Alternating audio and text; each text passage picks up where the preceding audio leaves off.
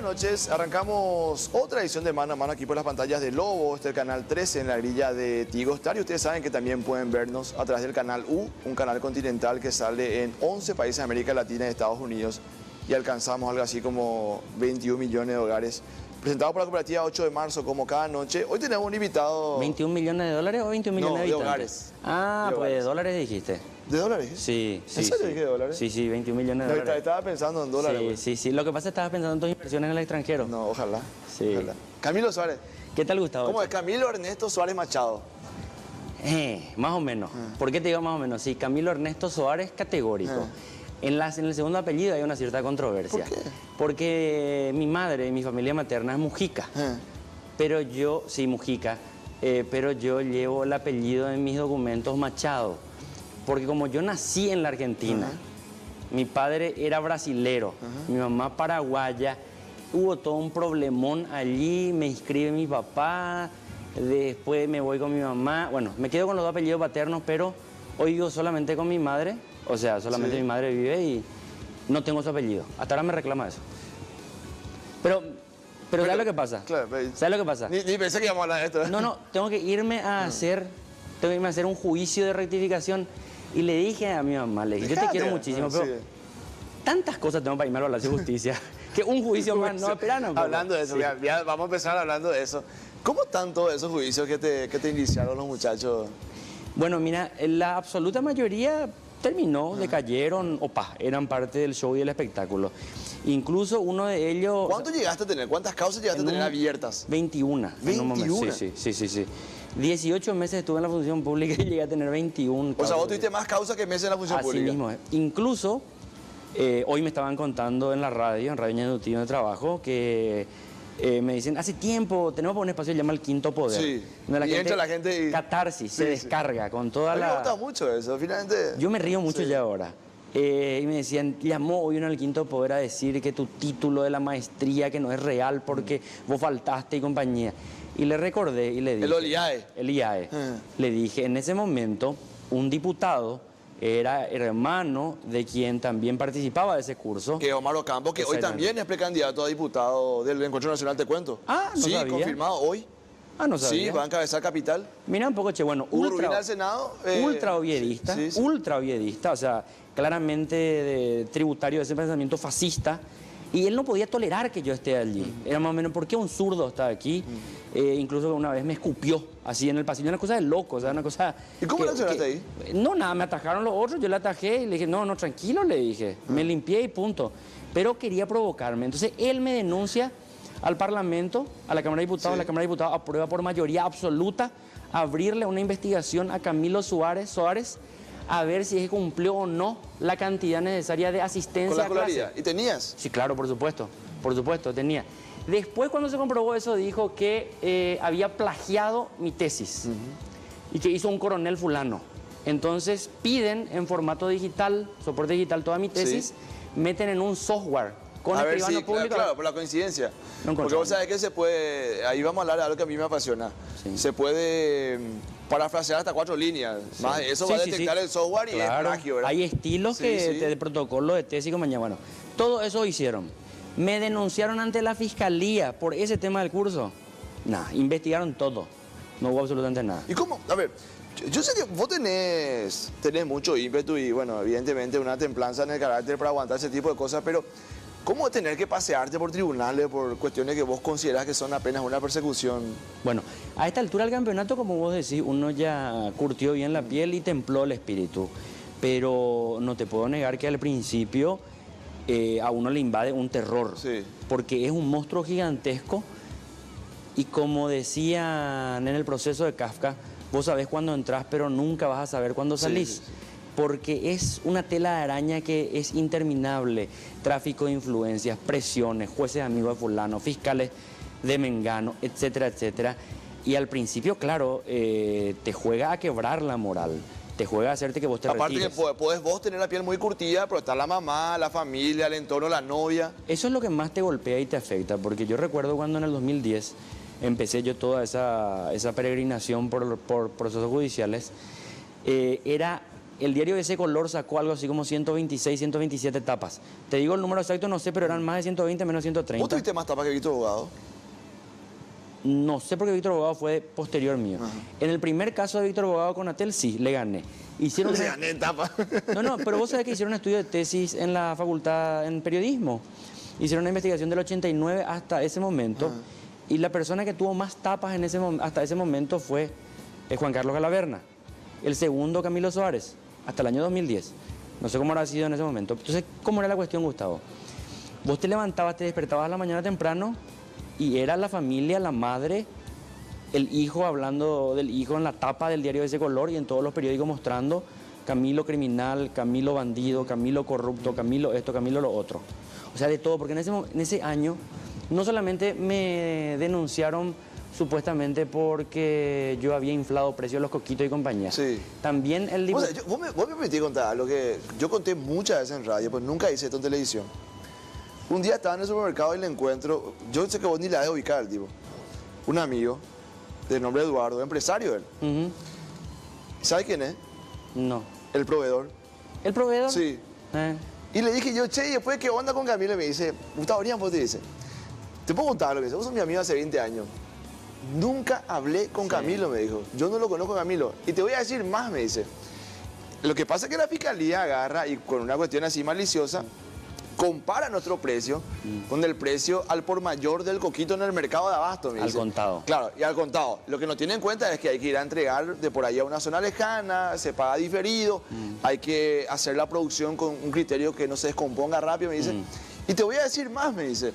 Te puedo contar que a 2 ministerios, y me recuerdo bien que era de la niñez, Secretaría de la Niñez y Secretaría de la Mujer, le vendí más caro, me dice. Y nadie dijo nada, me dice. O sea, yo quiero creer que es una cuestión de...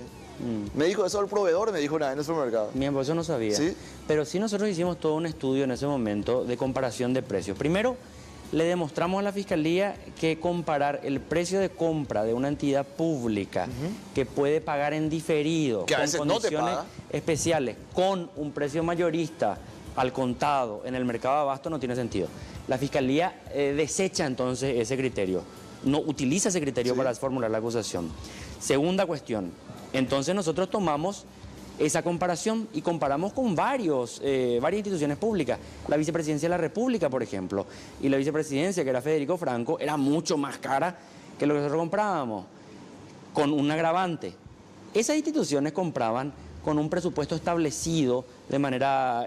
Viste que hay fuentes diferentes, para no complicar, fuente 10, fuente 30. 30, sí. La fuente fija que vos tenés el presupuesto, con eso compraban. Sí. A mí me tocó comprar en el mes de diciembre del año 2009, cuando el presupuesto se había agotado, y el Parlamento saca una declaración de emergencia, que era, atención, ahora, ya mismo, de manera inmediata. 5 departamentos. Yo le llamo a los proveedores y le digo, señores, digo yo de una manera figurada, señores, necesitamos estos productos. Entrega inmediata. Pago cuando nos carguen el presupuesto el año que viene, marzo. El proveedor tiene que prever que vos a lo mejor... ¿Y qué va a hacer allí? Pero vos sabés que cuando le mostramos que la vicepresidencia compraba más caro que nosotros, rechazan también ese criterio. Entonces, ¿qué hacen? Comparan el precio de ese diciembre del 2009 con otros precios que nosotros habíamos pagado en mayo, en junio, en julio. Y le decimos, señores, Compramos en otras circunstancias. demasiado se están rebuscando. Primero, con el mercado de abasto. Cuando se dieron cuenta que era una tontería, desecharon. Segundo, con otras instituciones, desecharon. Tercero, con fuentes, desecharon. Cuarto, no, en otro momento del año compraste más barato. Mira, Gustavo, para ser claro, yo sostuve en ese momento y sigo sosteniendo, era una cuestión política. ¿Por qué política? Me decían, todos dicen lo mismo. No, voy a decir claramente, el fiscal que a mí me imputó y me procesó se llama Arnaldo Yucio, hoy senador de la República. Sí. El fiscal que da curso a esa investigación y maniobra para que yo sea procesado es Carlos Arregui, Hoy concejal del PDP. Del mismo partido. Salen ellos porque Yucio, bueno, se va a otra cosa y compañía. ¿Y quién entra? La fiscal Rocío Vallejo, También candidata. hoy candidata a diputada de Patria Querida. ¿Cuál fue el partido que me denuncia ante la fiscalía? Patria Querida. El partido Patria Querida. Entonces, no nos tomemos el pelo. Acá los fiscales se presentan como que están por encima del bien y del mal y son algo así como una superioridad moral. En realidad, la corrupción en Paraguay es transversal y la fiscalía mucho más todavía que el Poder Judicial, está corrompida de ¿Y arriba la abajo. desalinizadora? La desalinizadora fue más cuestión publicitaria que real. Nunca se me abrió un proceso por el tema de las desalinizadoras. ¿En serio? Denunciaron, los fiscales se fueron, tomaron los documentos. ¿Se usaron después? Funcionan, están allí, las dos están, existen, claramente. Es más, si me das 3 segundos, yo te muestro algo que la otra vez encontré, que me llamó muchísimo la atención. Una nota que le hacen al actual ministro de la Secretaría de Emergencia Nacional, Joaquín Roa, que es entrevistado sobre el tema de la desalinizadora justamente. Hagamos algo. Yo te envío y después metes. Sí. Porque él es entrevistado pausa, ya, incluso ahora bajo este gobierno. Y él es categórico y contundente. Señores, las desalinizadoras funcionan. Son de muy buena calidad. Y es más, es una infraestructura del Estado paraguayo. Pero le preguntan, ¿pero produjo agua? Claro que produjo agua. Lo que hay que preguntarse hoy, 2017, es lo siguiente. El gobierno actual, que es el responsable de la infraestructura heredada, ¿qué está haciendo con las desalinizadoras? Pero nunca, ni siquiera una imputación, jamás. Se fue la Contraloría, se fue la Fiscalía, todos, nunca. ¿Por qué cuando Lugo asume la presidencia te vas vos a Secretaría de Emergencia Nacional y no otro? O sea, ¿cuál es el criterio con el que te dijeron que queremos que vos estés ahí?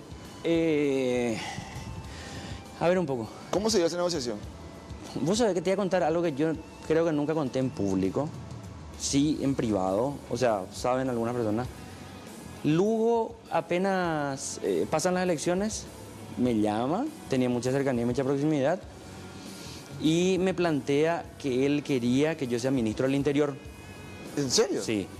Yo le dije que no había suficiente correlación de fuerzas, que un Ministerio del Interior es un cargo demasiado sensible y con un parlamento adverso nos iban a masacrar demasiado rápido, que no tenemos fuerza parlamentaria para defendernos. Él me dice que no, que tenía que ser una persona con criterio político, alguien que entienda el proceso, etc. Yo le dije que no. Él me insiste y me dice, vas a hacer y yo te designo y vas a formar tu equipo. Le pone a 2 o 3 comisarios para hablar conmigo. Él viaja a Corea. Su primer viaje al exterior estuvo más o menos 10 días fuera, 8 días fuera. Sí. Y yo hablo con 2 comisarios que no voy a decir sus nombres. Uno después ocupó un cargo público, el otro tuvo una comandancia en la policía. Y yo le decía, señores, no tiene sentido esto. No puedo porque no vamos a tener fuerza parlamentaria, nos van a masacrar. No tiene sentido. Te iban a interpelar cada rato. 15 días no iba a durar. No te iban a dar presupuesto. La policía misma que está muy infiltrada por la corrupción de arriba abajo, iba a hacer cualquier operación oculta para poder liquidarte. Entonces yo le dije, tienes que convencerle al presidente que este no es el cargo que yo tengo que ocupar. Llega a Lugo y le pido una reunión. Y le digo, presidente, lo siento mucho, yo no voy a aceptarte esto ni a la fuerza. Y si eso significa que vamos a enojarnos, vamos a distanciarnos, tengo que decirte claramente que no, le dije. Entonces me dice, pucha, me metí en un aprieto porque ya muy cercano a la fecha en que iba a anunciar sus ministros. Claro, y los otros cargos ya estaban todos distribuidos seguramente. Era 2 días antes. Y me dice, ¿y a quién le ponemos? Me dice, ¿sabes qué? Vos necesitas una persona que sea centrada, que tenga templanza, que esté bien con los sectores de la oligarquía paraguaya, pero que tenga algún criterio abierto. ¿Quién me dice? Rafael. Rafael Filisola, le digo yo. Yo le propongo a Rafael Filisola. ¿Vos le propusiste? Yo le propuse a Rafael Filisola. Rafael me dice, ¿pero cómo? ¿Quién? Él es senador, tal cosa, compañía. Le dije, encima no tenía lista de suplentes. No. Tuvo que renunciar. Vamos a hablarle, le dije. Háblale vos. Yo le llamo a Rafael Filisola a ofrecer el cargo de ministro del Interior. Y me dice, Camilo, me sorprende esto, te agradezco mucho, pero a mí el presidente Lugo no me dijo nada. Pero yo te estoy llamando en nombre del presidente. Decile a él que me llame. Para terminar de la anécdota, que eso sí, nunca conté en público, pasó bastante tiempo ya. ¿Cómo fue la cuestión? Era un día X, ponele que un miércoles. A las 9 de la mañana, conferencia de prensa en el local de la Alianza, todavía no había asumido Lugo, y allí Lugo le iba a presentar a sus ministros. ¿En la esquina de la terminal? No, acá en el centro ya. En el centro estuvieron. Después de eso se mudaron acá al centro, sí, bueno. Sí. Entonces, Rafael a las 6 de la mañana por allí, me llama y me dice, Camilo, ¿qué sabes? Yo sé que te va a presentar hoy, pero no me llamó nunca, me dice. Rafael, te voy a sugerir algo. andate directo al local de la Alianza y esperarle al presidente, que él está allí desde temprano. Rafael Villazzola se va, llega a las 7 de la mañana al local y se sienta a esperar. Lugo estaba reunido adentro. A las 8:30 por allí Lugo sale de su reunión. Y se fue trajeado por las dudas. Se fue. Y le dice, Rafa le dice, ¿qué tal? ¿Cómo está? Vamos pues, le dice. Presidente, tenemos que hablar lo que me dijo Camilo. ¿Aceptaste, verdad? Pero quiero hablar, presidente, le dice. Te juro que yo así con mis ojos Vamos, le dice. Pero, presidente, voy a tener todo el apoyo, tranquilo, todo el apoyo. En el trayecto de Lugo salir de su oficina, ir a sentarse a la mesa, allí fue cuando Lugo le dijo oficialmente, él va a ser mi ministro del Interior. O sea, el trabajo lo hiciste vos. Se van Lugo, Rafael atiende las consultas de la prensa y cuenta cuáles eran sus planes como ministro del Interior. Claro, porque le habías pedido que se prepare. No, yo no le pedí eso que se prepare. No, pero yo le dije que claro. Entonces, le avisaste que iba a hacer... Parecía como que ya venían trabajando hacía tiempo. Yo no tenía intenciones de ocupar ningún cargo en el Ejecutivo. Ningún cargo quería ocupar. Es más, ese no fue el primer rechazo, otros más y compañía. Pero Lugo insistió y me dijo, vení aquí. Aquí necesitamos cambiar la perspectiva, etcétera, etcétera. Y bueno, finalmente acepté eso. No se conocía la Secretaría de Emergencia Nacional. Claro, pero ¿sabes qué detalle me llamó la atención muchos años después, verdad? Vos en la Secretaría de Emergencia Nacional, ustedes tienen otro modelo de hacer política. Uno puede estar de acuerdo o no, pero tienen mayor visión de lo que hay que hacer para encarar un proceso. Y te vas a la Secretaría de Emergencia Nacional. Y un tiempo después, Karina Rodríguez deja una banca de diputada en un país donde ser diputada es casi una cuestión mística. Y agarra una dirección de área social. O sea, no es coincidencia. Es una visión que ustedes tienen de que hay que estar en ese espacio para tener contacto con la gente. Por supuesto. Y además, cuando vos no ves la política como carrera, como profesión, sino que ves como un proyecto político que busca conseguir algún objetivo, ni siquiera estoy valorando. Entonces cambia pues tu perspectiva de los cargos. O sea, yo no ocupo un cargo público desde abril de 2010. 7 años y medio hace que no ocupo ningún cargo público. Pero yo no estoy relegado a mi vida privada y encerrado. Y también creo que lo que estoy haciendo es parte de una disputa política. ¿Alguna vez pasaste un mal momento en la calle, Camilo? Porque vos sos consciente que sos un tipo que no le pasa desapercibido a nadie. O sea, la gente o te quiere o te odia, y te odia a rabiar en muchos casos, ¿verdad? ¿Y alguna vez pasaste un mal momento en la calle? Muchísimo, claro que sí, por supuesto. Desde que te retan, te gritan, te putean, pero eso hasta ahora. O sea, yo a veces me voy a algún lugar público y me dicen, Coquito. Coquito es lo más suave. Puto, Electra, Volche, desalinizadora. Así, ese tipo de cuestiones. Siguen con eso porque... Y cuando te dicen puto, ¿qué pensás? O sea, ¿qué le decís? Porque responder también es como... No, yo no le respondo a la gente, yo no le respondo. Incluso hace un tiempo estuve ya hace unos años atrás, en un restaurante acá en el centro de Asunción, y estaban unos cuantos jóvenes de la Facultad de Derecho, del movimiento de un concejal colorado, de ultraderecha, hoy, y me vieron, entonces dijeron, bueno, este es nuestro momento, muchachos, de vengarnos. Entonces me gritaron, se iban allí a mi mesa nerviosos, me escupían todo. Yo le dije a la gente, tranquilo, le dije, vamos a quedarnos aquí, ellos se van a ir antes que nosotros. Me gritaron y toda la gente pasaba, filmaba, escracha Camilo Soares, le estamos diciendo lo que se merece, bandido, corrupto. Ellos querían que yo me levante y me vaya. Claro. O que reacciones. Ni reaccioné, ni me levanté, ni me fui. Pasaron 2 horas, ellos le llamaban por teléfono a la gente para que vengan y se renueven. Se cansaron de gritarme y putearme y se fueron. Porque ¿qué pasa, Gustavo? Yo entiendo que eso es parte de la disputa política en Paraguay. Es un método bastante salvaje, es bastante salvaje, pero es la realidad. Y yo no tengo por qué retroceder ante ese tipo de agresiones, porque son agresiones. Imagínate si yo a cualquier joven colorado le gritara, asesino, tus manos tienen sangre. Y me decís, ¿por qué? A la pucha, ¿cómo que por qué? Porque sos del mismo partido de uno de los mayores sanguinarios de la historia de América Latina, el general Alfredo Stroessner, que con su camarilla produjeron que el Paraguay sea el país más pobre y atrasado. Y el tipo te va a poder decir las responsabilidades son individuales, te va a decir. Yo no tengo nada que ver en eso. Te va a decir. Vos tenés mucho política, Camilo. O sea, yo creo que una vez Nicanor dijo, cuando se refirió a Turi Capello y a Hugo Ramírez, hace poco conté la anécdota, dijo él, pucha, uno se pasa en el gimnasio y otro juega play todo el día, cuando era 10 años atrás, cuando ellos estaban al cargo del Comité Central de la Juventud.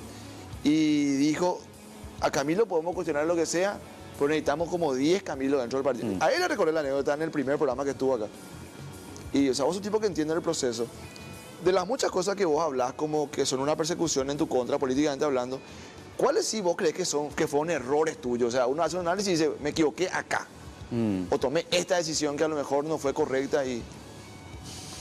De los procesos judiciales no, porque los procesos judiciales son derivados de acciones anteriores diferentes. Probablemente uno de los episodios que yo administré mal, y te voy a decir por qué digo administré mal, porque puede parecer eso una especie de matización.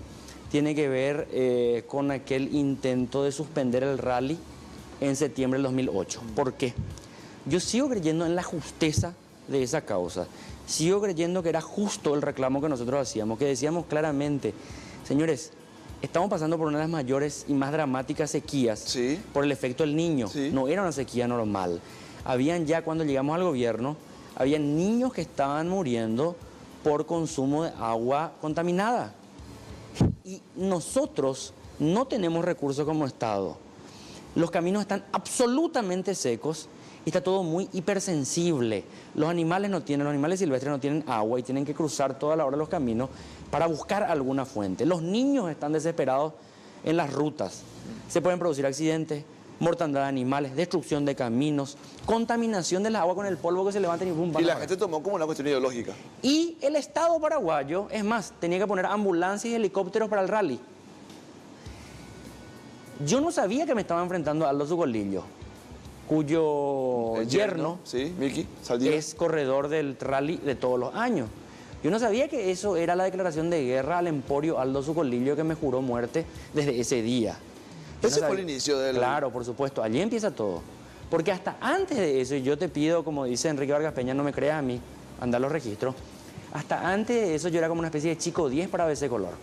Me daban espacio, hablaban bien de mí, incluso inducían a que se vote por mí en las elecciones, pero eso fue decir hasta aquí. O sea, ¿vos crees que ese fue el inicio de lo que vos considerás un ataque a veces color hacia tu persona? Yo hoy sé eso, no es que creo, porque pasó tanto tiempo y tanta gente que estaba con Zucolillo en ese momento, quebró lealtades con Zucolillo, se pasó a otro bando y me empezó a contar un montón de cosas, al punto que yo me entero cómo montan el operativo persecución en mi contra. ¿Y nunca tuviste la oportunidad de hablar con su golillo? No. Yo con Zucolillo me encontré una sola vez y fue en un acto público, una reunión pública en Palacio de López, cuando recién asumió el Lugo, y él me trató como un típico oligarca, estanciero, voceándome. Decime qué hay en esto, decime qué hay en lo otro. Yo decía, este tipo está loco, este que se cree dueño del Paraguay. Decime. Yo a mis profesores de primaria, hasta el día de hoy les sigo diciendo profesor o profesora. Yo a una persona a quien le tengo cierto respeto, no porque crea en él, pero porque tuvo una responsabilidad, como por ejemplo a Nicanor. Yo siempre a Nicanor le digo presidente, por más que ella no sea presidente. Zucolillo cree que es dueño. ¿Cómo le decís? Presidente, claro, por supuesto. Pero Zucolillo, por ejemplo, a Lugo no le decía presidente. Fernando. Vos, así ese tipo de cuestiones. Yo tenía cargo de ministro en ese momento. Zucolillo me trataba como, no sé, no un empleado suyo, como un peón de estancia. Entonces Zucolillo cree que es dueño del Paraguay y que todos los gobiernos son simplemente inquilinos de su pensión. ¿Qué le deparás vos? ¿Qué le vaticinás vos a ABC cuando ya no esté Zucolillo? Vamos a ver, tiene una descendencia bastante fuerte que es Natalia Zucolillo, la hija, que creo que... ¿Y de alguna transmite manera, la línea? Sí, en el caso de Natalia Zucolillo tiene la misma línea, que es ese pensamiento ultraconservador, elitista, oligárquico. Ahora bien, con toda esta revolución tecnológica, es cierto también que los medios tradicionales están empezando a ser cuestionados. O sea, ABC Color ya no tiene el mismo peso que tenía antes, aunque sigue teniendo muchísimo peso. ¿Por qué Camilo Suárez es uno de los grandes artífices de la expansión política de Fernando Lugo, su llegada a la presidencia, el inicio de un proceso, y después Camilo se aparta?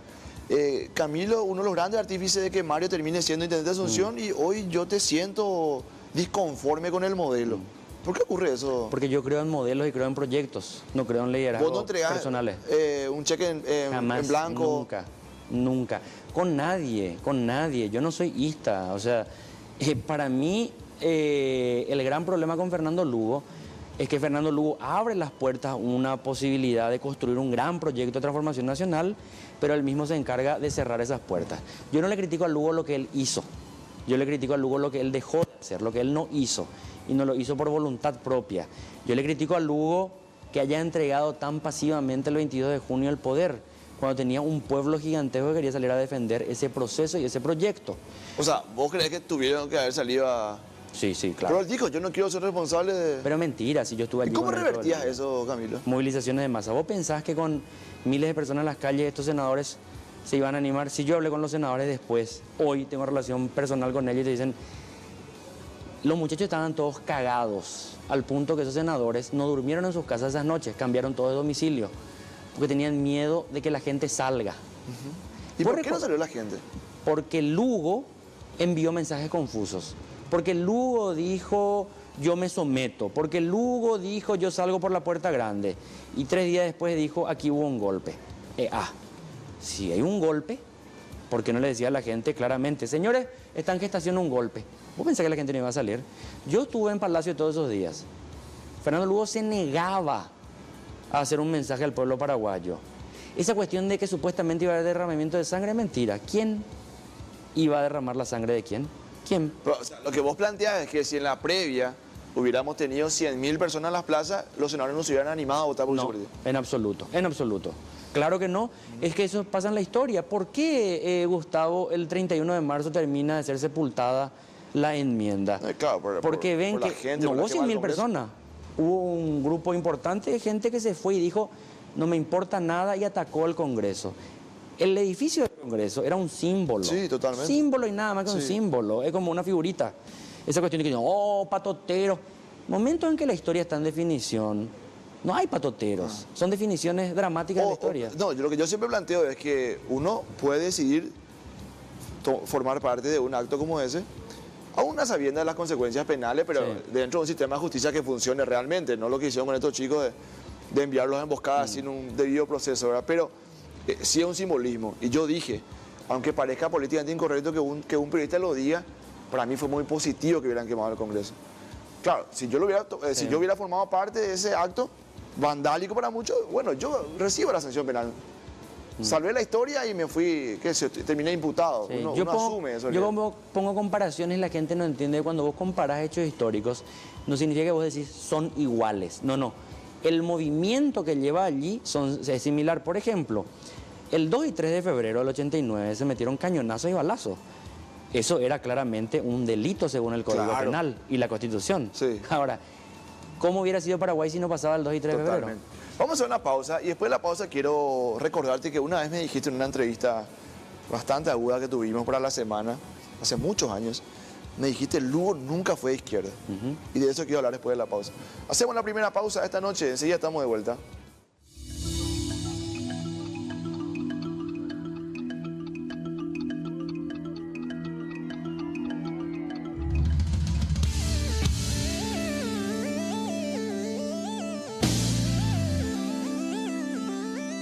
Estamos de vuelta en el segundo bloque, el mano a mano de esta noche con Camilo Suárez.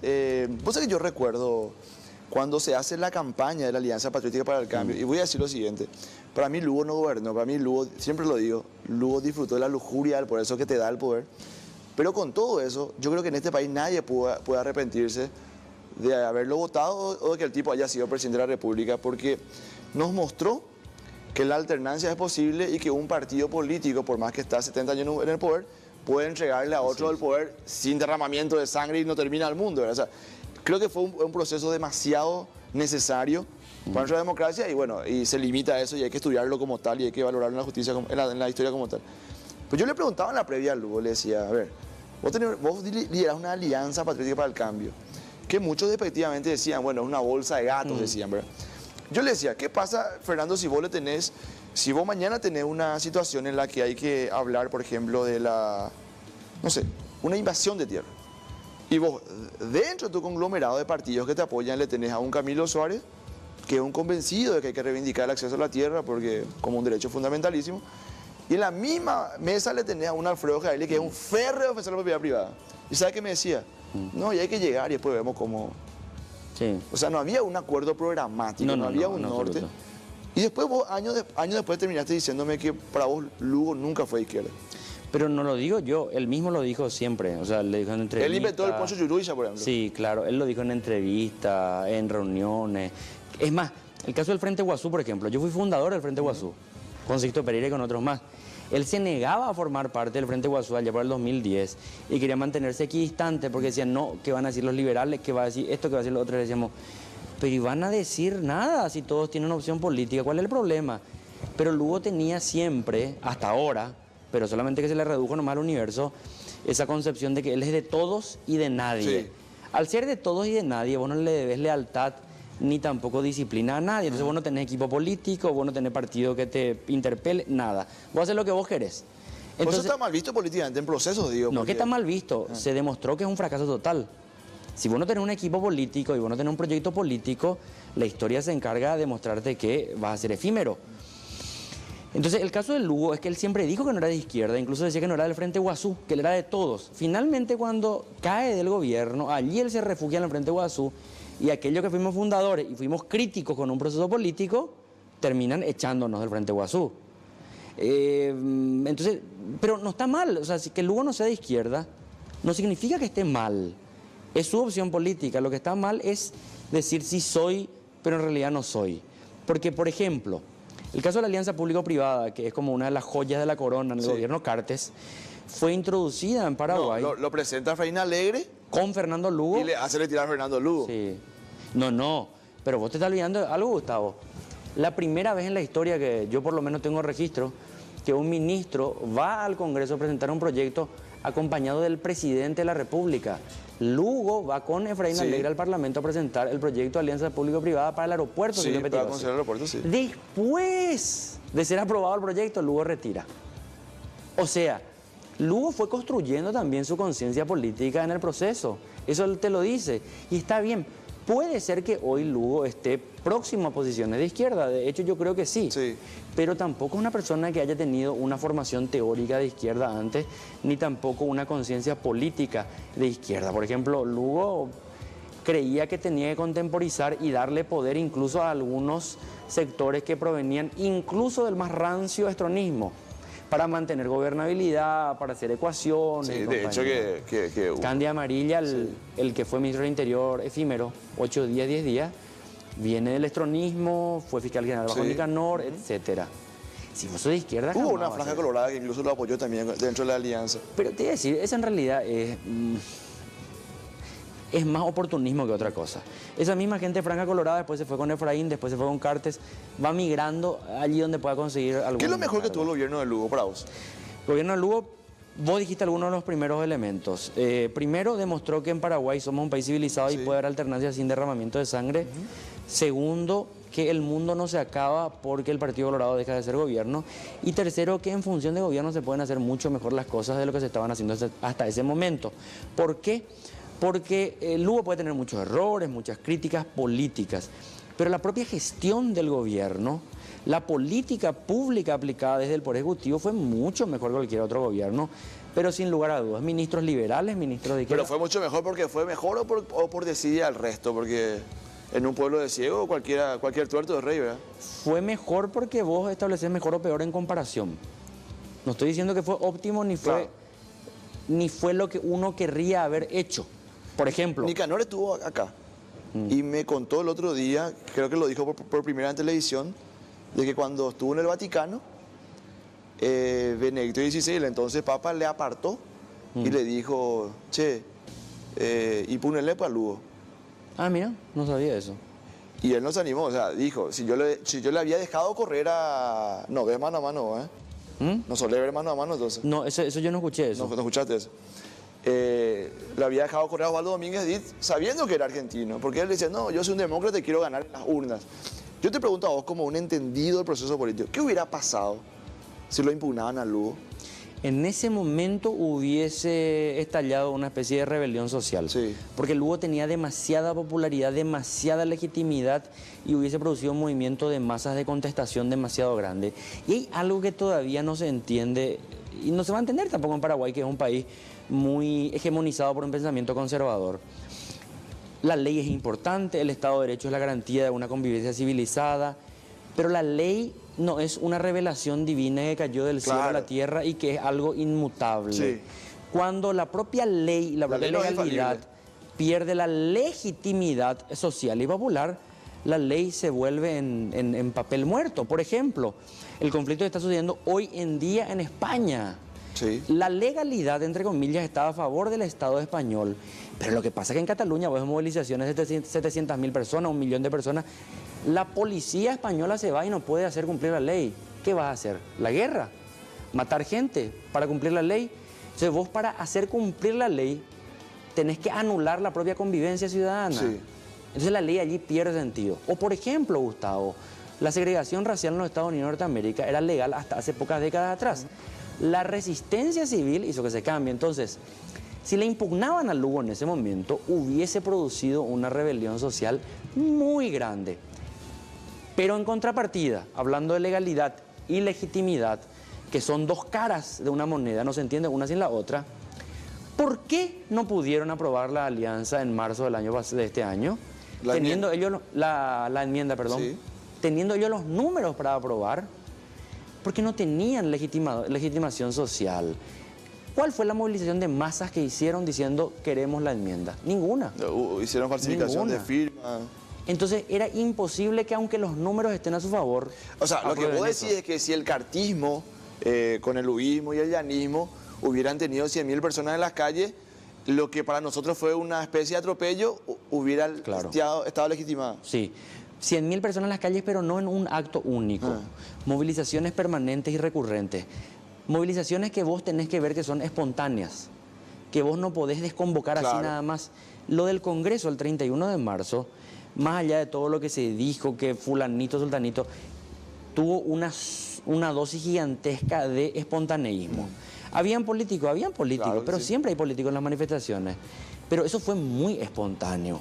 Cuando vos ves una movilización espontánea y tan enfervorecida así, nadie te aplica la ley. O sea, así que nomás. quiero tocar un punto, pero o sea, hay que hacerlo con pinza, con, no sé, con el instrumento quirúrgico para que no quede grotesco. 3 días antes que ocurra lo de Rodrigo Quintana, yo recuerdo que posteé en Facebook y dije, muchachos, vamos a cuidar la vida, este es un proceso en el que se está buscando un mártir. O sea, va a tener que haber un mártir para quebrar el proceso. Así es. Es más, esto no hubiera parado si no hubiera muerto un joven, lastimosamente le tocó a Rodrigo Quintana, y las estadísticas son frías, pero si fuera nuestro hijo es todo, es 100%, ¿verdad? Pero vos y yo sabemos, más vos que yo, porque vos sos un estudioso de esto, vos sabés que en los procesos hasta es necesario que eso ocurra. Mira, si no hubiese sucedido esa masacre en Curuguatú, Lugo hubiera terminado su periodo. O sea, las muertes en Curuguatú fueron la coartada para construir un relato que ganó fuerza y legitimación social para destituirle a Lugo. Sin Curuguatú, Lugo no hubiese sido destituido, es claro y categórico. ¿Vos hubiera estado de acuerdo con una eventual reelección de Lugo por la vía que fuere, ¿verdad? Reformando la Constitución, planteando una enmienda? Yo estuve en ese momento de acuerdo, claro y categóricamente. Estuve incluso de acuerdo con la figura de la enmienda. ¿Con la enmienda? Sí, categóricamente, en el año 2011 aproximadamente. ¿Y por qué sabes si estuviste de acuerdo y ahora no? Bueno, eso te digo. Primero, a ver un poco. Yo creo que sí, la política explica el devenir social y la historia del mundo es explicada por la política y no por la ley.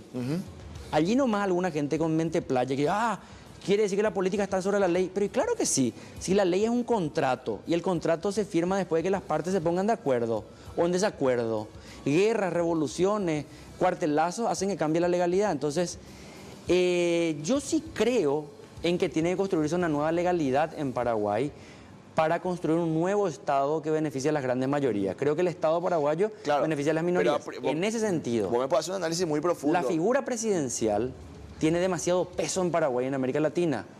Yo estaba convencido de que con Lugo se podía avanzar en un proceso. Pasa el tiempo, Gustavo, y más después de haber visto lo que vi este año de manera directa, yo me hice una autocrítica y yo dije, creo en la figura de la reelección, no en la figura de la reelección indefinida. Creí en algún momento en la figura de la enmienda, pero después de ver el daño que se produjo este año, dije, Claro, Señores, pero, a ver, yo por ejemplo creo en la figura de la reelección, pero estoy muy convencido de ello. Es más, yo estoy seguro que mientras no tengamos reelección, el que es presidente de la República no tiene el sabor de alcanzar un premio que puede ser la reelección. O sea, puede hacer el disparate que quiera, que sabe que no va a ser nomás luego reelecto. Yo creo en la figura de la reelección. Lo que yo no creo que el camino sea la enmienda. Y si vos haces un análisis y decís, Camilo estuvo de acuerdo en el 2011, Sí. cuando Lugo era presidente, pero no estuvo de acuerdo cuando otro era presidente, la gente dice, claro, hoy no está de acuerdo porque no es su te presidente. explico claramente, después de ver todo el proceso, ese es uno de los puntos que yo hago autocrítica en mi propia perspectiva política y me terminé de dar cuenta que muchas veces la sociedad necesita establecer salvaguardas para que una mayoría muy coyuntural nomás no cambie algo de manera tan dramática que al día siguiente puede hacer que se pierda esa mayoría y se convierta en minoría. Entonces, Claro, ¿vos crees que en la política la mayoría decide absolutamente todo? no siempre. Y No puede, cual- no puede cambiar el sentido de la ley la mayoría. No por ejemplo. siempre y no cualquier mayoría y no cualquier cosa. O sea, no porque una mayoría diga tenemos que retroceder a hacer una colonia, deberíamos nosotros así aceptar pasivamente. Ahora bien, ¿qué pasa si, por ejemplo, el 80% de la población dice queremos ser una colonia? Y probablemente vamos a terminar siendo una colonia. No voy a estar de acuerdo, No, claro. pero va a pasar. Pero cuando a Cartes le comienzan a señalar como una incoherencia someterse a un proceso de enmienda para la reelección, ¿qué es lo que le muestran en pantalla? Le muestran aquel discurso en CNN diciendo él Claro. un periodo. Y no se puede, un periodo. ¿Por qué le muestran eso? Porque el Lugo, ¿cómo nace políticamente el Lugo? Lugo nace, yo recuerdo, una manifestación 26 de septiembre del 2006. 2006. Resistencia Ciudadana se llamó. Sí. ¿Por qué nace esa manifestación? Contra el intento de reelección de Nicanor. No, antes incluso, ¿sabes por qué fue? Porque Nicanor se presentó a la Junta de Gobierno Sí. para las elecciones, ganó y por un acto pequeño de que dijo juro y pido permiso y la Corte Suprema la habilitó, por ese acto fue. Todavía fue menor Pero, que en la reelección. claro, pero con la- Gana fuerza, Sí, sí. mucho más potencia el liderazgo de Lugo en contra de Y la no, reelección de Nicanor. no es una deslealtad a tu propio inicio. O sea, lo mismo que vos ganes notoriedad por un tema y vos mañana estés en contra de ese tema, ¿no? Eso sí, claramente, pero lo que yo digo es lo siguiente, uno puede cambiar en política de posición, es lo más normal, en política es una virtud cambiar de posición, en tanto y en cuanto vos expliques ¿Por qué? por qué y cuáles fueron los elementos que te hicieron cambiar. Yo vi, Gustavo, este año después de esta crisis, recién ahora pude tener una madurez política en ese sentido de entender que este tipo de cambios abruptos son muy perniciosos. O por ejemplo, en otros, vamos a salir de Paraguay, vamos a otros países. Yo soy de izquierda, la gente sabe perfectamente bien eso. ¿Es saludable el modelo de reelección indefinida?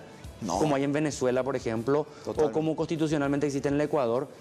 Es muy pernicioso incluso para la propia izquierda.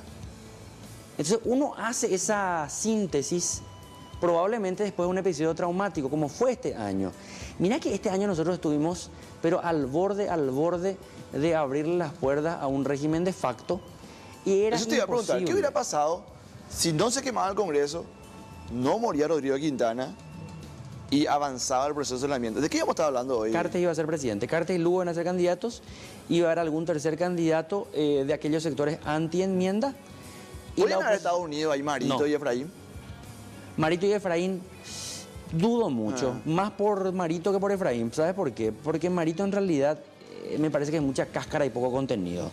Efraín, yo tengo muchísimas diferencias con Efraín, pero creo que él demostró de manera práctica tener un proyecto. Él tiene una visión, jugó de manera muy decidida y tiene una gran virtud. Él convirtió una imposibilidad de que él sea el candidato a la oposición en la única opción y la única alternativa. ¿Cómo Esa lo es una hizo? esa es una virtud de Efraín. ¿Y cómo lo hizo? Aguantando, él sabía que era el candidato menos popular de todos, él sabía que tenía que meter mano dura y iba a generar crispación, él sabía que lo que tenía que hacer era que los otros desistan para que él sea el único. Es una jugada muy arriesgada. Puede ganar todo o perder todo. No hay punto intermedio. Si gana Efraín, él llegó a mostrar que su estrategia era la correcta. Si pierde, Efraín va a ser la persona más odiada del liberalismo de los últimos 50 años. Así de categórico. Categóricamente. ¿Cuánto le pone al gobierno Horacio Cartes, Camilo?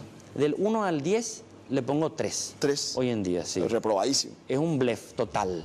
Porque llega Horacio Cartes con el discurso del nuevo rumbo, con un empuje de un crecimiento económico, van 4 años de crecimiento económico, más moderado que el periodo anterior, pero sus resultados son catastróficos. Lucha contra el EPP, lo que hizo fue fortalecer la EPP. Mira que la moral de la fuerza militar hoy en día está absolutamente golpeada, porque después de 4 años en terreno, el EPP les ganó la iniciativa. Eso yo le decía antes de ayer le decía a Vivi Landó, cuando me hablaba maravilla del gobierno, me decía que le daba un 8 de ella, yo le decía, pucha, el tema del EPP, los números son malísimos. Dijo Carte, bueno, tampoco un patrimonio exclusivo de él, porque Federico dijo, le vamos a traer el Jopo, sí. Carlos Filisola cuando fue ministro dijo, le estamos pisando los talones, y sin embargo nadie puede revertir una situación que cada vez está peor. Porque allí hay un problema de origen, el diagnóstico que se hace, es como que vos te vas al médico, vos sufrís de cáncer, pero el médico te dice, vos estás con una congestión nasal. Cuando el diagnóstico está mal, la terapia está mal, y aquí se tiene un diagnóstico errado. Siempre se dijo, son un grupo de delincuentes, son un grupo de delincuentes. Si fueran simplemente un grupo de delincuentes, bastaba la policía. Pero el EPP es un grupo político que utiliza métodos delincuenciales, métodos criminales, pero tienen un proyecto político. No es solamente criminal el problema. ¿Y alguna vez te vincularon con eso, Camilo? Siempre, y seguramente en las próximas semanas, cuando empiecen campañas electorales y compañía, van a decir otra EPP, van a decir esto, van a decir lo otro. ¿Vas a ser candidato a senador? Si vos me apoyás, sí. Número 2. ¿Vos me apoyás? No, número 2. ¿Vos el 1? No, pues yo quiero saber si vos vas a ser primero. Gustavo va a ser candidato número 1 y yo número 2. No, aceptado. No. Yo no voy a ser, pero va a ser un periodista también. ¿Un periodista también? Sí. Mira, Pocoche, sí. Me estoy enterando. ¿Y vos vas a ser número 2? Mira que las últimas experiencias que tuve con periodistas terminaron también en una profunda decepción. ¿Vos decís por Mario? Absolutamente. Absolutamente. ¿Y Mario puede rectificar? Claro que puede rectificar. Fernando Lugo puede rectificar. Fernando Lugo podía rectificar ese 21 de junio a la madrugada. Mario Ferreiro recién empezó. Pero Mario Ferreiro hoy, ¿viste vos Matrix 1? Recargado. Matrix 2 recargado. Bueno, Mario es un Lugo recargado. Tiene exactamente todos los vicios de Fernando Lugo. Es de todos y de nadie, no confronta con aquellas mafias empotradas en la estructura municipal y piensa que simplemente porque es simpático y es querido va a terminar su gobierno municipal. La historia se va a repetir y como decía Marx en el 18 Brumario, parafraseándole a Hegel, el gran filósofo alemán, decía Marx, no recuerdo dónde Hegel decía que la historia se repite 2 veces, solo que la primera como tragedia y la segunda como farsa. Napoleón Bonaparte impuso en Francia el régimen del terror. Su sobrino, Luis Napoleón Bonaparte o Napoleón III, es una farsa. Si Lugo fue una tragedia, yo espero que mi amigo Mario Ferreiro no termine como una farsa. Está a tiempo de cambiar. Está a tiempo, pero no está haciendo nada para cambiar. Cuando me planteas esto que estás diciendo ahora, yo me pongo nomás a pensar, ¿verdad? En el tablero político, la izquierda todavía es un sector minoritario. Absolutamente. O sea, más grande que antes, pero todavía minoritario. Entonces uno dice, pucha, una tercera fuerza, una corriente minoritaria, que otra vez se atomiza. Porque ahí vos tenés el Frente Guazú, Avanza País, y los que como vos mantienen distancia. Y Avanza País, que te digo más, Avanza País se dividió otra vez. Eso es reciente, eso ni vos sabías. Estaba en el PRF, el grupo de Adolfo Ferreiro y otros más. Le dejaron de lado al PRF, que fue el partido por el cual se candidató Mario Ferreiro. Sí. Porque Adolfo Ferreiro se comportó todo este tiempo como si fuera propietario de ese espacio político y accionista mayoritario. ¿Y si Mario hubiera agarrado el salvavidas de ser candidato a presidente de la República? Yo creo que él iba a estar preocupado en este momento por ver quiénes iban a ser sus ministros en el Poder Ejecutivo. Mario Ferreiro perdió la oportunidad de ser presidente de la República, retomar un proceso interrumpido en junio del 2012 y abrir las puertas para que Paraguay pueda democratizarse. Así de sencillo. Así de categórico. No me creas a mí. ¿Qué va a ser presidente de la República? Mira, yo creo que está muy pareja la cosa, porque creo que hay un error en la oposición de pensar que el Partido Colorado va a terminar muy dividido. Yo no veo muchas diferencias sustanciales de proyecto entre Mario Abdo y Santiago Peña. Veo diferencias de liderazgo, pero no de proyectos políticos y visiones históricas. Y en la oposición piensan que el Partido Colorado va a terminar dividido y piensan que porque matemáticamente uno suma los votos de la oposición, es mayoría frente al Partido Colorado. Yo creo que estas elecciones van a definirse en esos 3 meses de campaña. Tanto Pero hoy, Mario, ¿quién gana? hoy hay un empate. Hoy hay un empate. ¿Pero quién tiene medio pie adelante? Están muy empatados y sabes que están muy lejos uno u otro de mostrar delantera, porque hay como entre un 35 y 40% de colorados que le van a votar al Partido Colorado. 35-40% que le van a votar a la oposición, sea Efraín, sea Mateo Almelli, Efraín. Pero hay una franja del 20% de gente principalmente post-dictadura que ya no tiene más esa lógica colorado versus anticolorado y le va a votar al candidato que en ese momento lo represente mejor. ¿Cuál es el drama que tiene la oposición? La oposición sabe lo siguiente: somos mayoría desde aquellas elecciones que ganó Yoyito hasta ahora, pero los jóvenes hoy en día no votan partido, votan contra algo. Cuando uno ve qué es lo que más odian los jóvenes, odian la política y los políticos. El gran problema que tiene Efraín, que entre los tres candidatos, Marito, Santiago Peña y Efraín, el más político de todos es Efraín. Cuidado, que ese es un punto débil. Gracias por venir, señor precandidato a senador. Gracias.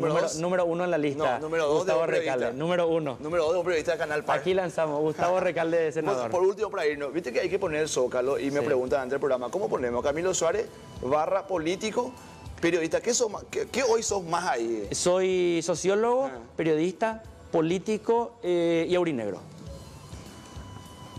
Retornamos el lunes con otra edición de Mano a Mano. Gracias a Sastrerías Mieres como cada noche. Y bueno, con Camilo no hay caso. Número 2, después de un periodista de Canal Par. Número 1. Retornamos el lunes. Chao, chao.